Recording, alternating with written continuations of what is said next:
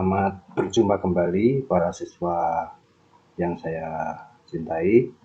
Selamat melanjutkan pembelajaran jarak jauh yang sudah kalian ikuti selama lebih kurang 4-5 bulan ini. Para siswa yang saya banggakan, pada kelas pendidikan lingkungan hidup kali ini saya akan melanjutkan topik mengenai peranan manusia di dalam lingkungannya. Nah, pada pertemuan sebelumnya kita sudah membicarakan mengenai ekosistem dan komunitas. Nah, di dalam ekosistem dan komunitas, peran manusia sangat besar. Nah, bagaimana peranan manusia terhadap ekosistem dan komunitas? Mari kita ikuti video pembelajaran yang akan saya sampaikan kepada kalian.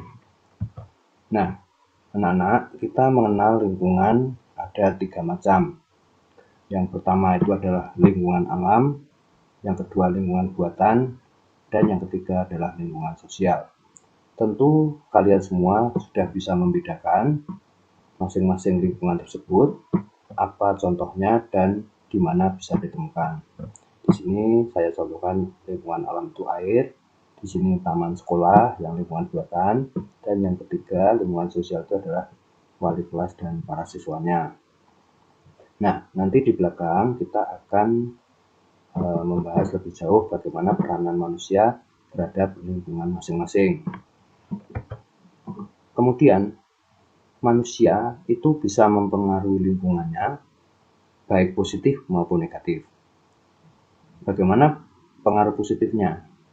Pengaruh positifnya adalah bahwa dari apa yang dilakukan manusia tersebut pasti bisa mendatangkan kesejahteraan. Itu artinya pengaruh positif. Contoh kesejahteraan seperti apa? Misalnya di sini orang yang membangun lokasi wisata, di dalamnya dibangun penginapan, ada helipad, ada perahu dayung atau ada perahu boat dan lain-lain.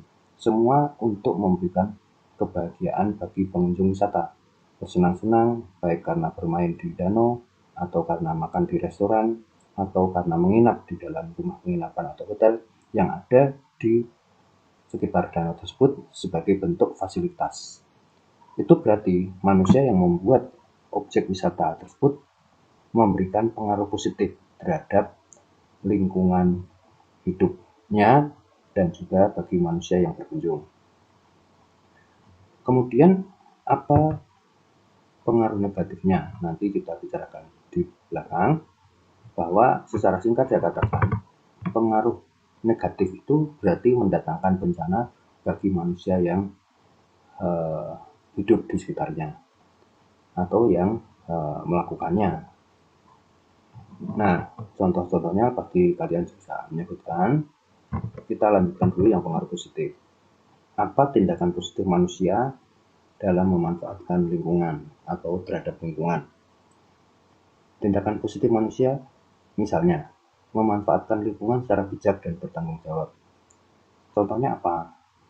Misalnya menghemat air, itu artinya bijaksana. Kemudian bertanggung jawab contohnya apa? Bisa misalnya membuang sampah pada tempatnya atau mengolah limbah sebelum dibuang ke lokasi pembuangan. Itu tindakan positif manusia. Yang kedua, menjaga lingkungan agar tetap ada keseimbangan ekosistem. Contoh misalnya seorang pengembang perumahan sebelum membangun rumah-rumah, mereka menanam berbagai pohon untuk penghijauan bagi perumahan yang akan dibangun. Itu tindakan positif, menjaga keseimbangan ekosistem. Terus yang ketiga, meningkatkan kualitas lingkungan hidup. Bisa enggak kalian misalnya melakukan riset atau semacam penelitian sederhana itu yang tujuannya meningkatkan kualitas lingkungan? Banyak contoh, misalnya kalian meneliti bagaimana menciptakan energi terbarukan yang ramah lingkungan, yang tidak menimbulkan pencemaran. Secara sederhana kalian bisa melakukannya. Itu namanya upaya manusia meningkatkan kualitas lingkungan hidup dan lain-lainnya, banyak sekali contoh. Terus tadi saya katakan bahwa pengaruh negatif yang dilakukan manusia dapat menimbulkan bencana. Saya kasih contoh pada bulan Maret 2019 terjadi banjir bandang di Danau Sentani, Papua. Lokasinya dekat Jayapura. Dari bencana tersebut terjadi korban yang meninggal 77 orang, yang hilang itu 43 orang, dan yang luka-luka 74 orang. Nah, apa yang menyebabkan terjadinya bencana banjir bandang itu diinformasikan dalam berita yang saya terima dari media massa bahwa telah terjadi hujan terus-menerus selama 7 hari. Dan kondisi daerah yang terjadi bencana itu ternyata sudah rusak.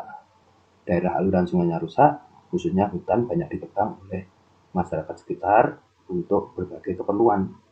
Ada yang untuk lahan pertanian, ada yang kayunya akan dimanfaatkan untuk mendukung penambangan bahan galian, dan ada juga yang pengusaha ingin membangun perumahan-perumahan. Itu berbagai tindakan negatif yang berdampak juga negatif bagi manusia. Nah, tentu kalian bisa melihat atau menilai bagaimana kalau sebagian besar masyarakat Indonesia melakukan berbagai tindakan negatif. Pasti Indonesia cepat akan terjadi kerusakan dan bencana yang mengerikan. Di sini gambaran bagaimana rumah-rumah yang sudah dibangun semakin terlihat rusak dan tertimbun berbagai pohon-pohon. Bahkan ini kendaraan-kendaraan banyak yang tertimbun lumpur karena banjir bandang tersebut. Kemudian banyak contoh tindakan negatif manusia. Misalnya memanfaatkan alam tanpa kendali seperti tadi, ada yang untuk mengambil kayu, ada yang ingin membangun perumahan, ada yang menjadikan lahan pertanian. Itu semua memang ada alasannya, tapi ketika semuanya tidak dihitungkan, maka terjadilah bencana. Yang kedua, menggunakan sumber daya alam tanpa perencanaan yang matang. Perencanaan yang matang itu bisa melalui studi kelayakan, analisis dampak lingkungan. Itu semua harus dipikirkan sebelumnya supaya apa? Supaya efeknya nanti tidak menimpa manusia yang sebenarnya masih membutuhkan berbagai perencanaan yang matang. Itu perlu dilakukan supaya pemanfaatan sumber daya alam itu tidak merugikan manusia itu sendiri. Kemudian yang ketiga, melanggar ketentuan pembatasan dalam pemanfaatan lingkungan. Pemanfaatan lingkungan itu memang harus dilakukan, tetapi tetap ada batas-batas yang harus dipatuhi oleh setiap orang. Contoh, kita tidak boleh membangun rumah di daerah berlereng yang berbahaya. Nah, ketika orang melakukan pelanggaran terhadap ketentuan tersebut, setiap risiko pasti bisa terjadi. Orang di bawah rumah yang mereka bangun itu nanti bisa kena longsoran. Kenapa pemerintah misalnya membuat aturan tidak boleh membangun rumah di tempat yang berlereng? Ya tentunya karena daerah itu menjadi daerah lindung, daerah yang harusnya ditanami berbagai tanaman keras seperti pohon mauni, pohon jati, dan lain-lain sehingga kuat. Nah, kalau diganti bangunan tentu itu berisiko bagi manusia tersebut dan orang-orang di sekitarnya. Itu contoh ketentuan pembatasan itu jangan dilanggar oleh setiap orang gitu. Kemudian di sini ada contoh gambar yang menunjukkan orang-orang yang bisa membahayakan. Orang buang sampah di danau, orang membuang sampah di sembarang tempat. Saat ini sampah telah menjadi musuh bersama semua negara di dunia. Dan kita juga harus ikut mendukung karena sampah itu bisa berbahaya bagi lingkungan. Bisa menimbulkan kerusakan di daerah pantai yang dulunya nyaman menjadi tidak nyaman, objek wisata menjadi sepi pengunjung karena banyak sampah dan sebagainya. Laut menjadi tidak aman bagi makhluk hidup di dalamnya, banyak yang mati atau banyak yang keracunan dan sebagainya. Gambar di sini adalah persoalan berbeda lagi. Ini juga dampak dari tindakan negatif. Pengusahaan hutan itu pernah diizinkan dan dilindungi oleh undang-undang di Indonesia, yaitu Undang-Undang namanya Hak Pengusahaan Hutan. Sebelum pemerintahan yang sekarang, sudah ada undang-undang yang mengatur bahwa hutan itu boleh dikelola dan diproduksi atau diambil hasilnya, hingga banyak dari pengusaha yang kemudian meminta izin mengusahakan hutan yang masih luas pada waktu itu, karena masih tahun 67. Nah, kalau sekarang tahun 2020, tentu kondisi hutannya sudah berbeda. Nah, mestinya undang-undang itu sudah direvisi atau sudah tidak diberlakukan lagi. Ini juga bisa menimbulkan tindakan-tindakan negatif yang merugikan manusia yang ada di sekitar hutan. Bagaimana dengan pengaruh manusia secara sosial? Kalau tadi saya bahas mengenai pengaruh manusia secara alam terhadap lingkungan alam dan terhadap lingkungan budaya.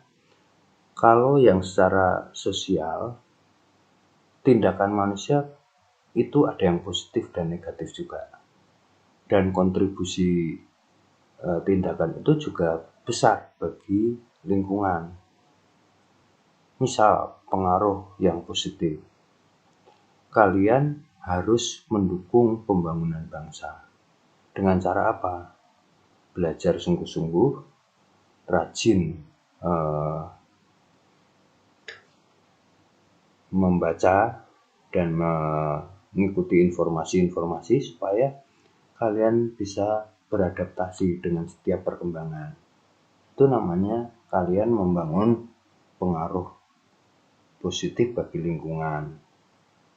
Juga menerapkan nilai-nilai moral, kemanusiaan, kebersamaan, tanggung jawab, kejujuran, kedisiplinan, nilai moralitas seperti kesusilaan dan sebagainya. Itu adalah hal-hal yang meskipun tidak bisa dilihat secara kasat mata, tetapi bisa dilihat dari perilaku, ucapan dan lain-lain. Nah, kalian harus punya hal positif di dalam diri kalian supaya berdampak positif juga bagi orang lain. Kalau yang negatif seperti apa? Orang bisa menjadi sumber konflik, baik secara sengaja maupun tidak disengaja. Saat ini sudah banyak orang yang secara sengaja ingin memunculkan konflik di masyarakat karena memang di dalam diri mereka ada rencana-rencana tidak baik, rencana-rencana tersembunyi, ingin mengacau negara dan lain-lain. Kita harus menghindari orang-orang itu supaya tidak terpengaruh. Contohlah sesuatu yang baik. Seperti negara-negara maju itu, mereka tidak terlalu peduli terhadap orang-orang yang memang perilakunya sudah rusak dan cenderung mengacau keadaan. Kalau kalian fokus pada hal-hal negatif, maka kalian akan tertular juga. Maka kalian harus lebih fokus pada sesuatu yang positif, bergaulah dengan orang-orang yang ingin maju, orang-orang yang produktif, dan orang-orang yang moralnya baik. Yang kedua, orang-orang yang mengganggu ketertiban dan keamanan umum itu juga bisa dianggap sebagai pengaruh negatif. Contoh konkretnya apa? Mengganggu ketertiban umum itu misalnya kalau pas musim lebaran atau hari-hari raya tertentu, menyalakan mercon di tempat umum, membuat orang kaget. Kalau naik kendaraan sukanya ngebut, membahayakan banyak orang. Itu juga contoh pengaruh kita yang bisa istilahnya bisa kita lakukan terhadap lingkungan. Itu dampaknya negatif. Lanjut, sebenarnya pengaruh manusia secara sosial ini akan saya bicarakan dalam waktu khusus karena cukup banyak. Maka berikutnya nanti video saya akan lebih membahas topiknya mengenai manusia dalam menghadapi perubahan sosial dan berbagai masalah sosial. Bagaimana itu? Terus bagaimana juga pengaruhnya terhadap interaksi mereka secara sosial. Kita tunggu aja kelanjutan ceritanya. Tetap kalian tetap mengikuti secara offline pun tidak apa-apa, tapi bergabung senantiasa dalam kelas PLH melalui video-video saya yang nanti akan saya upload dalam channel Geolovers ya. Tunggu video saya selanjutnya. Sampai ketemu dan selamat beraktivitas. Terima kasih.